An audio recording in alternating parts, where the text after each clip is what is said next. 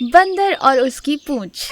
एक घना जंगल था। जंगल में बिथू नाम का एक बंदर था जो बहुत ही नटखट था।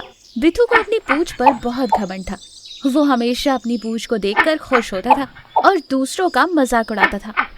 एक दिन हिरन और गैंडा जंगल में घूम रहे थे कि तभी उधर से गुजर रहा बिथू उन्हें रोकते हुए कहता है, अरे ओ छोटी पूंछ वालों, रुको रुको, कहाँ जा रहे हो? मैं भी आता हूँ।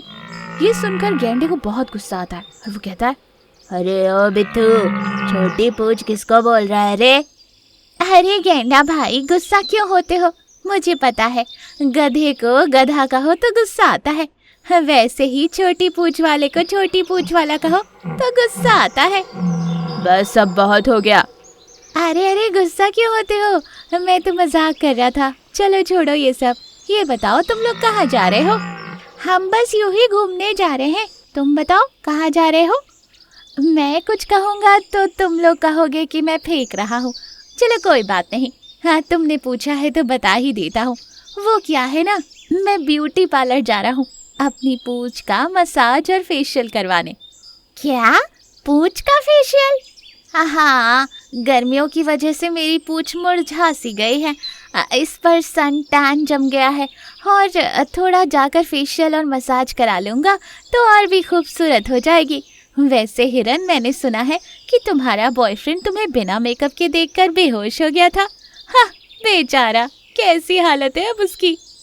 ये सुनकर हिरन को बहुत गुस्सा आता है। फिर वो कुछ कह पाती इससे पहले ही बिथू कहता है, वैसे जानवरों की शान और उनकी खूबसूरती उनकी पूंछ में ही होती है। जैसे मेरी इस जंगल का सबसे खूबसूरत जानवर मैं ही हूँ। अच्छा, मैं चलता हूँ, ब्यूटी पार्लर के लिए देरी हो रही है। वैसे तुम लोग भी ना बेकार की बातों में वक्त बर्बाद करते रहते हो। ये कहकर बिथू आगे बढ़ता है। तब गैंडा गुस्से में बोलता है, अरे इस बिथू के बच्चे की तो ऐसी की तैसी, इसने हमारा वक्त बर्बाद किया और ऊपर से हमें सुनाकर चला गया।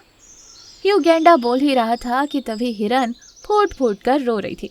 उसे देखकर गैंडा बोला, अरे अब तुम्हें क्या हो गया? किसकी मैयत पर तुम यूं फूट फूट कर रो रही हो? अभी तक तो तुम ठीक थी। अरे गैंडा भाई, मेरे बॉयफ्रेंड की तो खैर नहीं, उसने बिना मेकअप की बात सारे जंगल में फैला दी है। भगवान, ये सब सुनने से पहले मैं मर क्यों नहीं गई? यूं हिरन रो रही थी कि तभी शेर वहां पहुंचा। अरे इस हिरन को क्या हुआ? ये ऐसे फूट फूट कर क्यों रो रही है? क्या बताऊं शेर महाराज, मेरे दिल पर क्या बीत रही है। ये सब सुनने से पहले मैं मर क्यों नहीं गई? अरे ओ नौटंकी, चुप कर।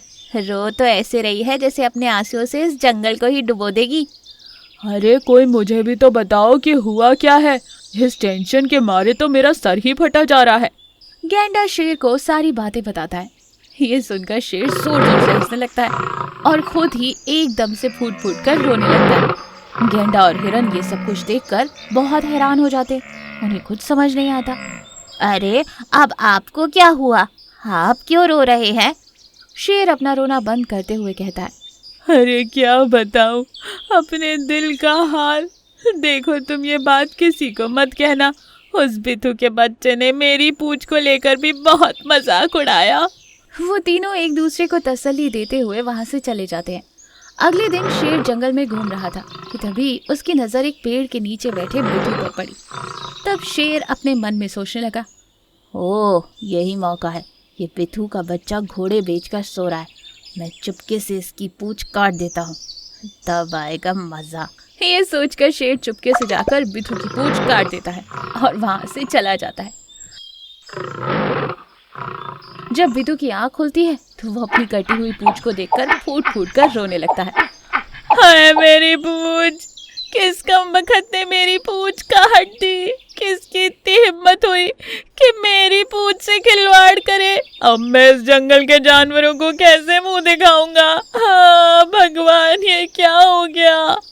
यूं बिथू रो ही रहा था कि तभी वहां हिरन आती है। हिरन बिथू को रोता हुआ देखकर चौंक जाती है और वो बिथू से पूछती है, अरे बिथू क्या हुआ? क्यों फूट फूट कर रो रहे हो? सब ठीक तो है ना? अरे बहन, क्या बताऊं, मैं लुट गया, बर्बाद हो गया। देखो मेरी पूंछ किसी ने काट दी। ये सुनकर तो हिरन की हंसी नहीं रुकती वो पागलों की तरह हंसने लगती है और वो इस बात को पूरे जंगल में आग की तरह फैला देती है। सारे जानवर मिलकर बिथू के पास आते हैं, पर बिथू था कि अपनी गुफा से बाहर ही आने का नाम नहीं ले रहा था। अरे बिथू देखो, बाहर आओ, तुमसे मिलने बहुत लोग आए हैं। तुम सब यहाँ से चले जाओ, मुझे किसी से नहीं मिलना। बिथू मेरे भाई देखो, खूबसूरती पूंछ से नहीं बल्कि दिल से होती है। हर एक की अपनी अपनी खूबसूरतियाँ होती है। तुम भी दिल के बहुत अच्छे हो, इसीलिए तो तुम हमारे जंगल के और हम सब के प्यारे हो। मेरी बात मानो, बाहर आ जाओ। शेर की बात सुनकर बिथू की आंखों से आंसू आ जाते हैं। वो बाहर आ जाता है। उसे अब अपनी गलती का एहसास हो चुका था।